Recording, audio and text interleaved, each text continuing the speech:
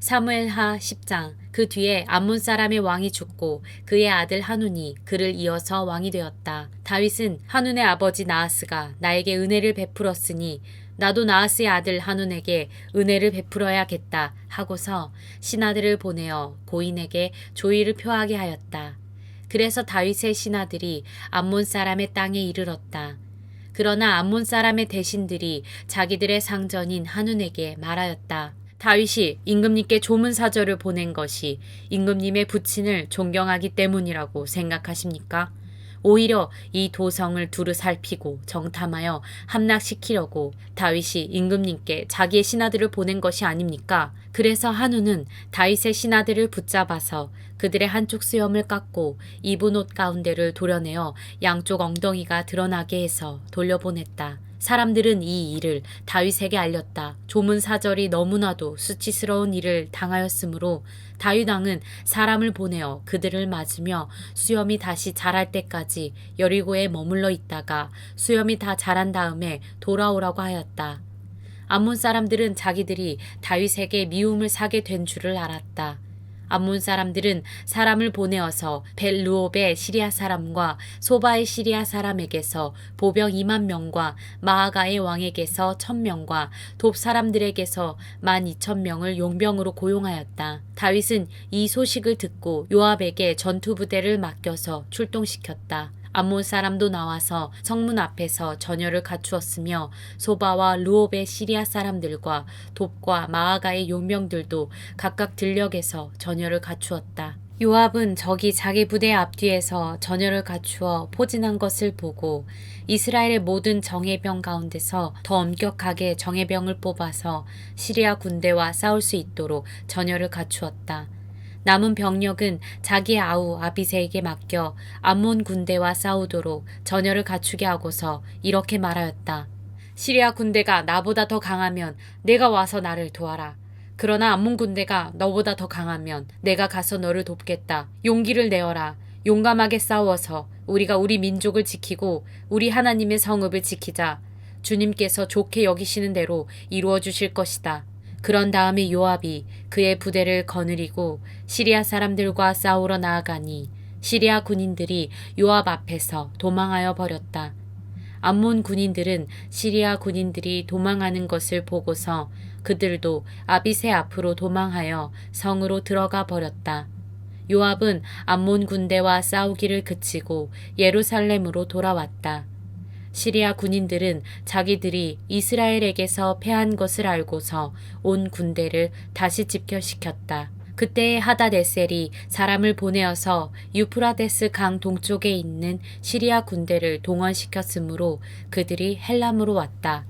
하닷에셀의 부하 소박 사령관이 그들을 지휘하였다. 다윗이 이 소식을 듣고 온 이스라엘 군대를 모아서 거느리고 요단강을 건너서 헬람으로 진군하였다. 시리아 군대가 다윗과 싸우려고 전열을 갖추고 있다가 맞붙어 싸웠으나 시리아는 이스라엘 앞에서 도망하고 말았다. 다윗은 시리아 군대를 쳐서 병거를 모는 700명과 기마병 4만 명을 죽이고 소박 사령관도 쳐서 그를 그 자리에서 죽였다. 하닷에셀의 부하인 모든 왕은 자기들이 이스라엘에게 패한 것을 알고서 이스라엘과 화해한 뒤에 이스라엘을 섬겼다. 그 뒤로 시리아는 이스라엘이 두려워서 다시는 암몬 사람을 돕지 못하였다. 사무엘하 11장. 그 다음에 봄에 왕들이 출전하는 때가 되자 다윗은 요압에게 자기의 부하들과 온 이스라엘의 군인들을 맡겨서 출전시켰다. 그들은 암몬 사람을 무찌르고 랍바를 포위하였다. 그러나 다윗은 예루살렘에 머물러 있었다. 어느 날 저녁에 다윗은 잠깐 눈을 붙였다가 일어나 왕궁의 옥상에 올라가서 거닐었다. 그때 그는 한 여인이 목욕하는 모습을 옥상에서 내려다보았다. 그 여인은 아주 아름다웠다.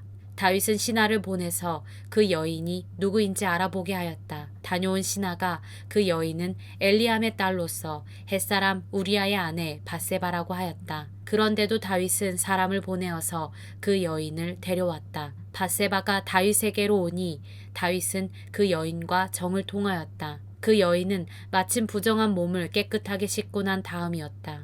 그런 다음에 밧세바는 다시 자기의 집으로 돌아갔다. 얼마 뒤에 그 여인은 자기가 임신한 것을 알고 다윗에게 사람을 보내서 자기가 임신하였다는 사실을 알렸다. 다윗이 그 소식을 듣고는 요압에게 전가를 보내서 햇사람 우리아를 왕궁으로 보내게 하였다. 요압이 우리아를 다윗에게 보내니 우리아가 다윗에게로 왔다. 다윗은 요압의 안부와 군인들의 안부를 묻고 싸움터의 형편도 물었다. 그런 다음에 다윗은 우리아에게 말하였다. 이제 그대의 집으로 내려가서 목욕을 하고 쉬어라. 우리아가 어전에서 물러가니 왕은 먹을 것을 함께 딸려서 보냈다. 그러나 우리아는 자기 상전의 종들과 함께 대궐 문간에 누워서 자고 자기 집으로는 내려가지 않았다.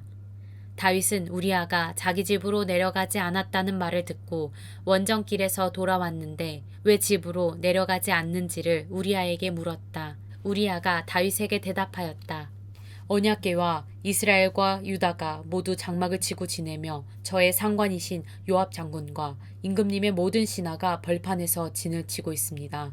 그런데 어찌 저만 홀로 집으로 돌아가서 먹고 마시고 나의 아내와 잠자리를 같이 할 수가 있겠습니까? 임금님이 확실히 살아계심과 또 임금님의 생명을 걸고 맹세합니다. 그런 일은 제가 하지 않겠습니다. 다윗이 우리아에게 말하였다. 그렇다면 오늘은 날도 저물었으니 여기에서 지내도록 하여라. 그러나 내일은 내가 너를 보내겠다. 그리하여 우리아는 그날 밤을 예루살렘에서 묵었다. 그 다음날 다윗이 그를 불러다가 자기 앞에서 먹고 마시고 취하게 하였다.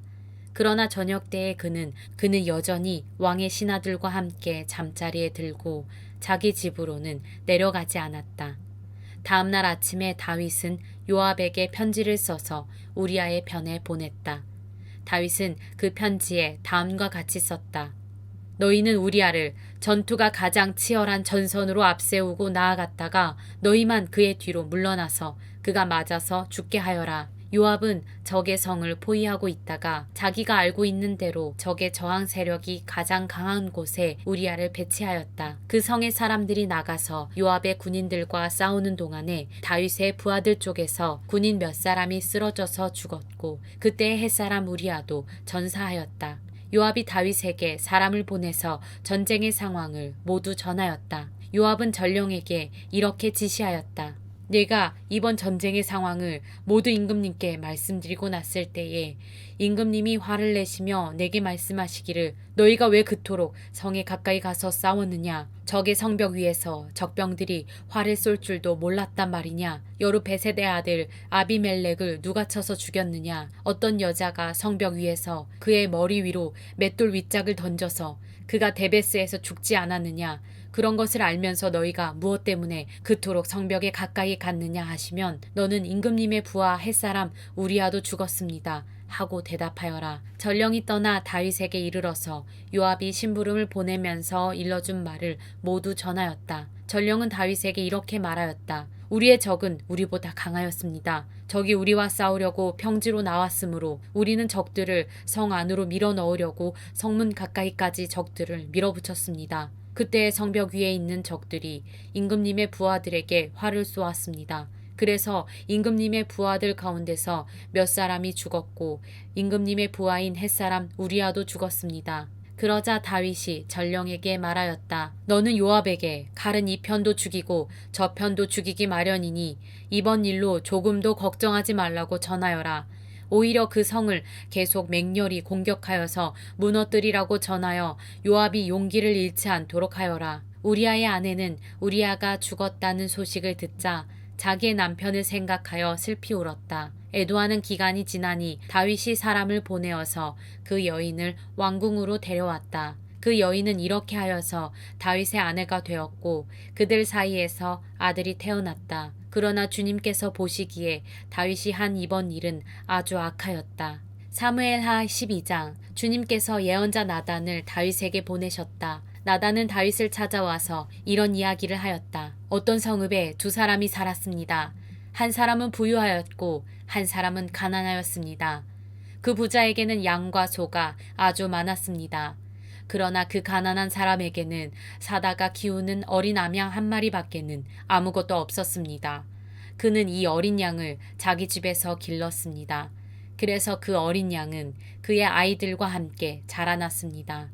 어린 양은 주인이 먹는 음식을 함께 먹고 주인의 잔에 있는 것을 함께 마시고 주인의 품에 안겨서 함께 잤습니다. 이렇게 그 양은 주인의 딸과 같았습니다. 그런데 그 부자에게 나그네 한 사람이 찾아왔습니다. 그 부자는 자기를 찾아온 손님을 대접하는데 자기의 양떼나 소떼에서는 한 마리도 잡기가 아까웠습니다. 그래서 그는 그 가난한 사람의 어린 암양을 빼앗아다가 자기를 찾아온 사람에게 대접하였습니다. 다윗은 그 부자가 못마땅하여 몹시 분개하면서 나단에게 말하였다. 주님께서 확실히 살아계심을 두고서 맹세하지만 그런 일을 한 사람은 죽어야 마땅합니다. 또 그가 그런 일을 하면서도 불쌍히 여기는 마음이 전혀 없었으니 그는 마땅히 그 어린 암양을 4배로 갚아주어야 합니다. 나단이 다윗에게 말하였다. 임금님이 바로 그 사람입니다.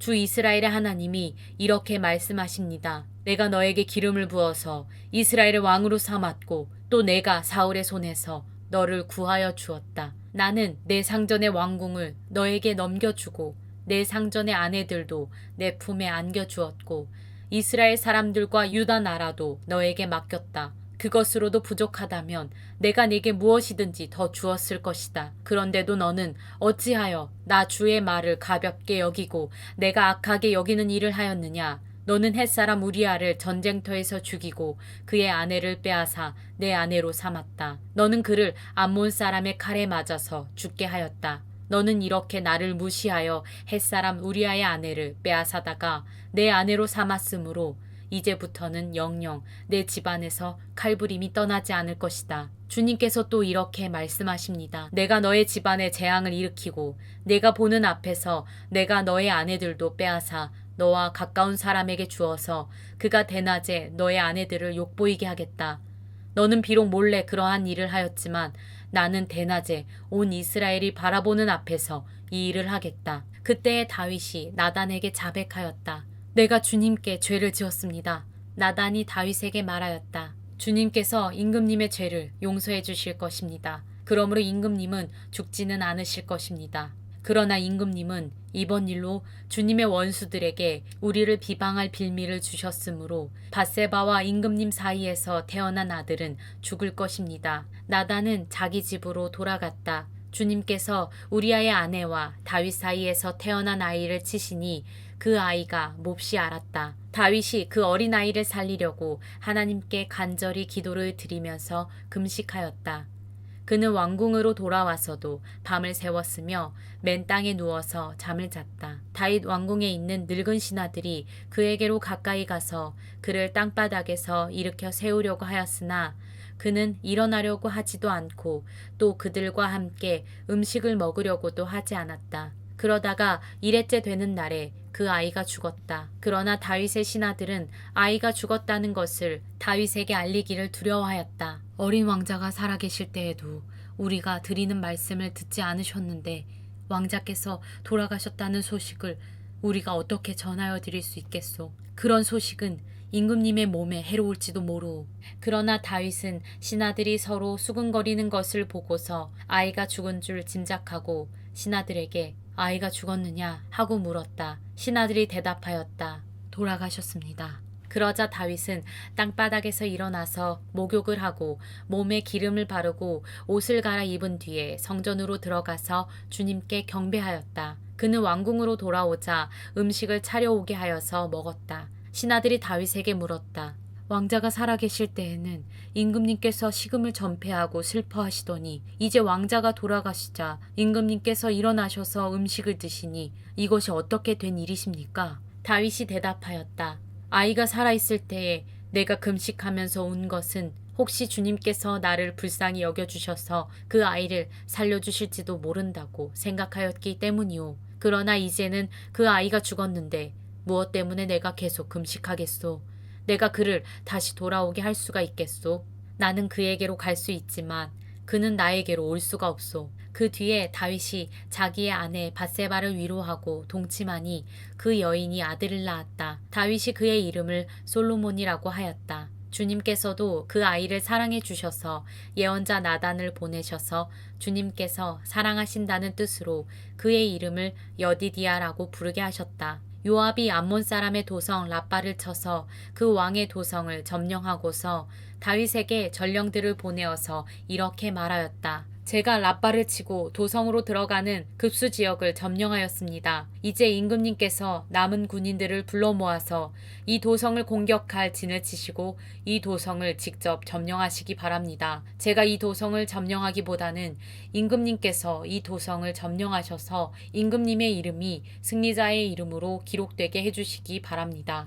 다윗이 모든 군인을 불러 모으고 라빠로 가서 그 도성을 쳐서 점령하였다. 그는 암몬 왕의 머리에서 금관을 벗겨왔는데 그 무게가 금 1달란트나 나갔고 금관에는 보석이 박혀 있었다. 다윗은 그 금관을 가져다가 자기가 썼다. 다윗은 그 도성에서 아주 많은 전리품을 약탈하였으며 그 도성에 사는 백성도 끌어다가 톱질과 곡괭이질과 도끼질과 벽돌 굽는 일을 시켰다. 그는 암몬 사람의 모든 성읍에 이와 똑같이 한 뒤에 모든 군인을 거느리고 예루살렘으로 돌아왔다.